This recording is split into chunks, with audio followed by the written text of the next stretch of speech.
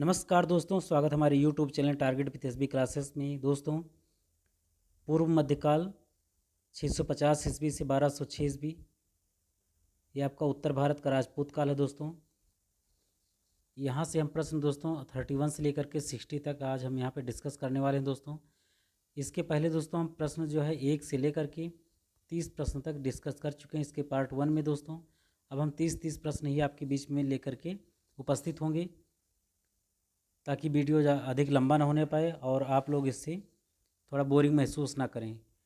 दोस्तों, इतिहास जिस भी एग्ज़ाम में पूछा जाता है उन सभी के लिए वीडियो काफ़ी इंपॉर्टेंट है, महत्वपूर्ण है। दोस्तों, लगातार दोस्तों चैनल पर बने रहिएगा। चैनल पर पहली बार विजिट करें तो उसको सब्सक्राइब जरूर कीजिएगा। आइए देखते हैं दोस्तों क्वेश्चन नंबर 31। किसने सोमपुर महाविहार का निर्माण करवाया था? किसने सोमपुर महाविहार का निर्माण करवाया था? कुमारगुप्त प्रथम ने, हर्ष ने, धर्मपाल ने या फिर विजयसेन ने? तो सही आंसर दोस्तों आपका धर्मपाल। कौन है? धर्मपाल ने सोमपुर महाविहार का निर्माण करवाया था। Question number 32। भुवनेश्वर तथा पुरी के मंदिर किस शैली से निर्मित हैं? नागर, द्रविड़, बेसर या फिर इनमें से कोई नहीं? Question number 32। तो सही आंसर दोस्तों आपका नागर। ठीक है, क्या सही है? नागर। नागर शैली जो होती है दोस्तों, ठीक है, ये आपके उत्तर भारत में पाई जाती है। जैसे आपके यहाँ पे गुंबद के आकार पर देखेंगे, ठीक है, ऐसे बना रहेगा मंदिर। लेकिन जो द्रविड़ शैली के हैं, जो दक्षिण भारत के हैं, ठीक है, उनके ऊपर क्या देखा होगा आपने? एक ऐसे त्रिभुजाकार रूप लिए होती है। ठीक है, आपने इस चीज़ को नोटिस किया होगा। ठीक है। Question number 33।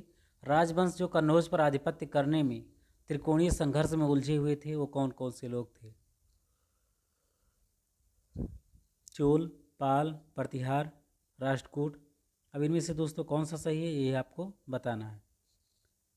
दोस्तों, मैं 2-3 सेकंड के लिए से रुक जाता हूँ ताकि आप अपना आंसर सोच सकें।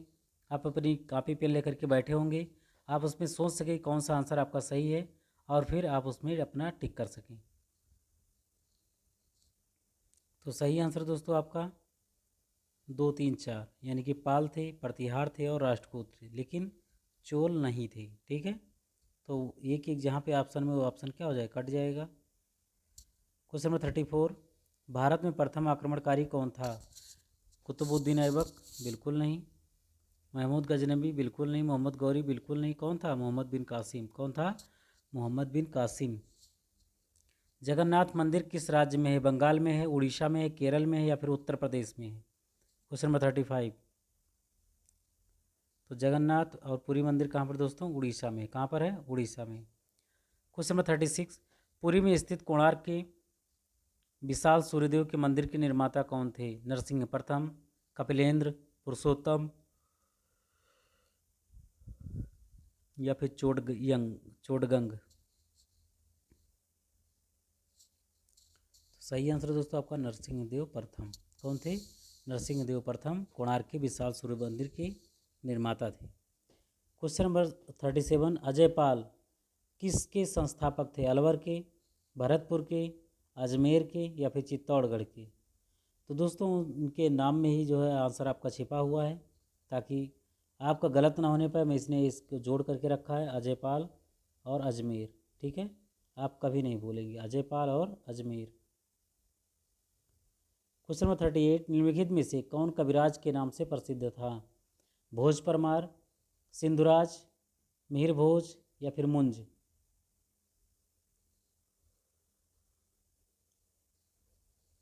तो सही आंसर दोस्तों आपका भोज परमार। कौन सा सही है? भोज परमार।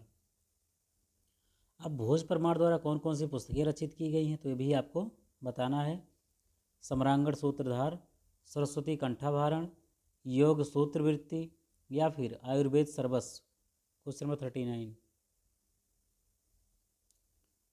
तो सही आंसर दोस्तों आपका सम्रांगण सूत्रधार की भी रचना किया था, सरस्वती कंठाभारण की भी रचना किया था, योग सूत्रवृत्ति की भी रचना किया था और आयुर्वेद सर्वस्व की भी रचना किया था। इस प्रकार आपका सभी आंसर क्या हैं? सही है।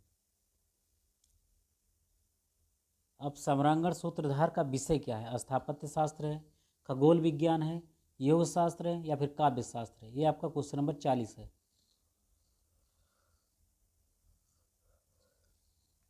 तो सही आंसर दोस्तों आपका स्थापत्य शास्त्र। क्या सही है? स्थापत्य शास्त्र। जो भी चीज़ें आपकी इमारतें बिल्डिंगें बनवाई गई हैं उसके विषय में इसमें वर्णन किया गया है। क्वेश्चन 41, उसकी मृत्यु से धारानगरी, विद्या और विद्वान तीनों ही निराश्रित हो गए। ठीक है। आद्यधारा, निराधारा, निरालंबा, सरस्वती, पंडिता, खंडिता, सर्वे भोजराजे दिवंगते। ठीक है। ये इसका क्या है? सरस्वती संस्कृत में अनुवाद है। ये उक्ति किस शासक के संबंध में दिया गया है? ऐसे ही प्रश्न दोस्तों आईएएस और पीसीएस दोनों के एग्जाम में ऐसे ही प्रश्न आते हैं, आपको उसमें रिलेट करके उसका आंसर बताना होता है। तो 41 का दोस्तों जो सही आंसर है आपका वो है भोज परमार। क्या सही है? भोज परमार। क्वेश्चन 42, किस शासक के राज दरबार में जैन आचार्य हेमचंद्र को संरक्षण मिला था? जय सिंह सिद्धराज, कुमारपाल, ये और बी दोनों या फिर इनमें से कोई नहीं? तो सही आंसर दोस्तों आपका जय सिंह सिद्धराज भी थे और कुमारपाल, दोनों लोगों ने मिलकर के क्या किया था? जैन आचार्य हेमचंद्र को संरक्षण दिया था। क्वेश्चन 43, वो प्रथम भारतीय शासक कौन जिसने तुर्क आक्रांता, आक्रांता का मतलब क्या कि वो आक्रमण करने पर ही उत्मादा रहता है, मोहम्मद गौरी का सामना किया, जिसमें मोहम्मद गौरी को परास्त भी किया? भीम प्रथम, भीम द्वितीय, कुमारपाल, जय सिंह सिंहराज? ये दोस्तों गुजरात की बात है। कहाँ की है? गुजरात।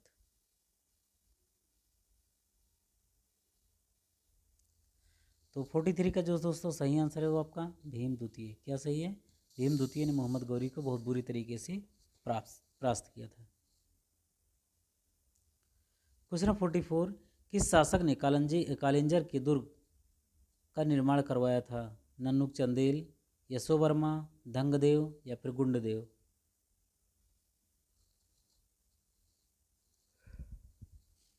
Forty four.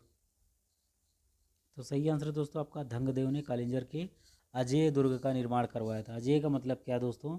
जिसको जीतना आसान नहीं है या असंभव है। क्वेश्चन 45, निम्नलिखित में से वह कौन सा संवत है जो कलचुरियों द्वारा प्रयुक्त किए जाने के कारण कलचुरी संवत भी कहलाता है? विक्रम संवत, शक संवत, त्रैकूटक संवत या फिर इनमें से कोई नहीं? सही आंसर दोस्तों आपका त्रैकूटक संवत। क्या सही है? त्रैकूटक संवत। क्वेश्चन 46, किसके राज्यकाल में लक्ष्मीधर ने कल्पद्रुम या फिर कृत्य कल्पत्रु नामक विधि ग्रंथ की रचना किया था? चंद्रदेव, गोविंद चंद्र, जयचंद्र या फिर इनमें से कोई नहीं?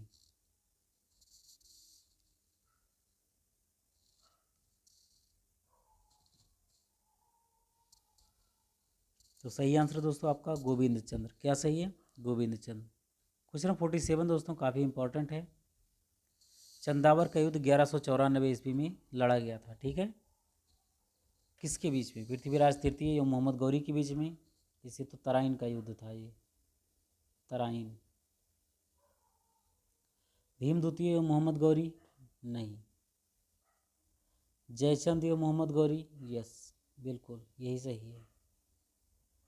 ठीक है। जो चंदावर का युद्ध हुआ था 1194 ईस्वी में हुआ था जयचंद्र एवं मोहम्मद गौरी के बीच में, जिसमें मोहम्मद गौरी विजयी हुआ था। कौन विजयी हुआ था? मोहम्मद गौरी।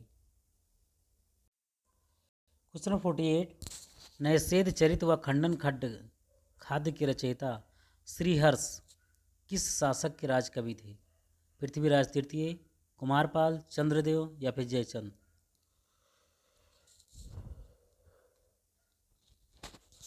तो सही आंसर दोस्तों आपका जयचंद्र के दरबार में रहते थे।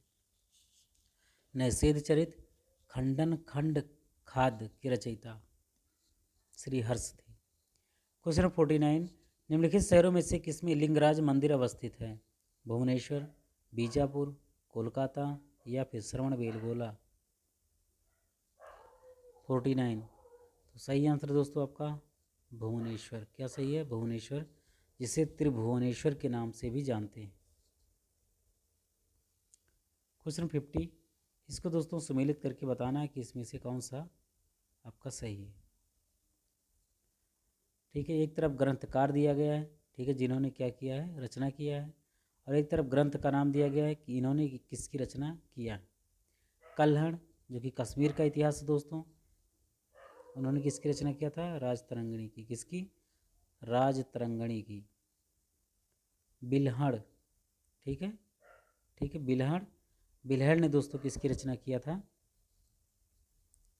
विक्रमांक देव चरित की। किसकी? विक्रमांक देव चरित की। जैनक, जैनक ने दोस्तों किसकी, जगनिक भी कहते हैं, पृथ्वीराज विजय के बारे में बताया है। सोमदेव, ललित विग्रहराज। ठीक है, आपका सभी ऑप्शन क्या है, सही है। तो सही आंसर दोस्तों आपका 1 2 3 एंड 4, जो कि आपका पूरा क्या है, सही सुमेलित है। क्वेश्चन 51, किस पर स्वामित्व के लिए पाल, प्रतिहार व राष्ट्रकूट के बीच त्रिपक्षीय संघर्ष हुआ था। 51,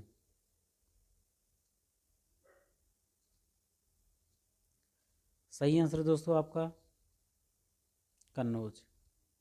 क्या सही है, कन्नौज। क्वेश्चन 52, त्रिपक्षीय संघर्ष की पहल किसने किया था, वत्सराज, धर्मपाल, ध्रुव या फिर नागभट्ट द्वितीय ने।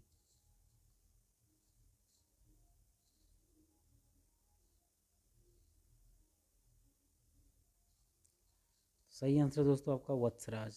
क्या सही है, वत्सराज ने त्रिपक्षीय संघर्ष की पहल किया था। क्वेश्चन 53, त्रिपक्षीय संघर्ष का आरंभ किस सदी में हुआ था, 8वीं शताब्दी में, 7वीं शताब्दी में, 6ठी सदी में या फिर 9वीं सदी में। क्वेश्चन 53, सही आंसर दोस्तों आपका 8वीं शताब्दी में। कब? 8वीं सदी में ही त्रिपक्षीय संघर्ष का आरंभ हुआ था, जिसमें पाल, प्रतिहार और राष्ट्रकूट के बीच में संघर्ष हुआ था। ठीक है, और ये लोग चाहते थे कि कन्नौज पर अधिकार हमारा हो जाए। क्वेश्चन 54, त्रिपक्षीय संघर्ष का आरंभ और अंत किस राजवंश ने किया था, पाल, प्रतिहार, राष्ट्रकूट या फिर इनमें से कोई नहीं। तो सही आंसर दोस्तों आपका प्रतिहार। क्या सही है, प्रतिहार। आरंभ भी इसी ने किया, ठीक है, और अंत भी इसी ने किया।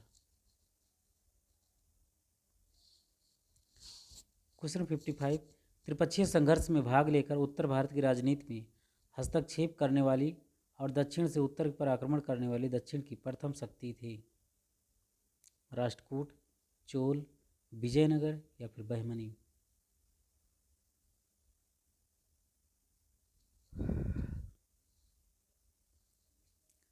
सही आंसर दोस्तों आपका राष्ट्रकूट। राष्ट्रकूट वंश के संस्थापक कौन थे दोस्तों, दंतिदुर्ग थे। कौन थे, दंतिदुर्ग। क्वेश्चन 56, पाल वंश का संस्थापक कौन था, गोपाल, धर्मपाल, देवपाल या फिर रामपाल।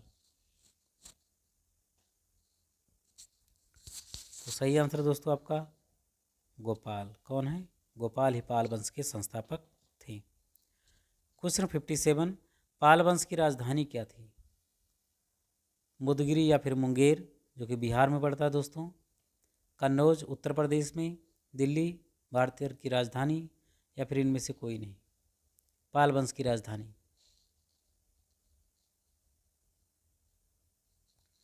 तो सही आंसर दोस्तों आपका मुदगिरी या फिर मुंगेर पाल वंश की राजधानी थी। क्वेश्चन 58, राष्ट्रकूट वंश का संस्थापक कौन था, दंतिदुर्ग या दंतिवर्मन द्वितीय, गोविंद तृतीय, कृष्ण प्रथम या फिर इंद्र तृतीय। तो सही आंसर दोस्तों आपका दंतिदुर्ग या फिर दंतिवर्मन द्वितीय जो था राष्ट्रकूट वंश का क्या था, संस्थापक था। राष्ट्रकूट वंश की राजधानी क्या थी, मालखंड या फिर मान्यखेत, कन्नौज, दिल्ली या फिर पाटलिपुत्र। क्वेश्चन 59, तो सही आंसर दोस्तों आपका मालखंड या फिर मान्यखेत क्या थी, राष्ट्रकूट वंश की राजधानी थी। क्वेश्चन नंबर 60, किस प्रतिहार शासक ने आदि वराह की उपाधि धारण किया था, नागभट्ट प्रथम, नागभट्ट द्वितीय, मिहिर भोज या फिर इनमें से कोई नहीं। क्वेश्चन नंबर 60, सही आंसर दोस्तों आपका मिहिर भोज ने आदि बराह की उपाधि धारण किया था। ठीक है दोस्तों, क्वेश्चन कहीं से भी आ सकता है, किसी भी प्रकार से आ सकता है, इसलिए वीडियो को अंत तक ज़रूर देखा करें। ये था आप दोस्तों आपके बीच में इसका पार्ट 2। पार्ट 3 इसके हम आपके बीच में बहुत जल्द लेकर हाजिर होंगे। मिलते हैं दोस्तों बहुत जल्द। Thanks for watching. जय हिंद।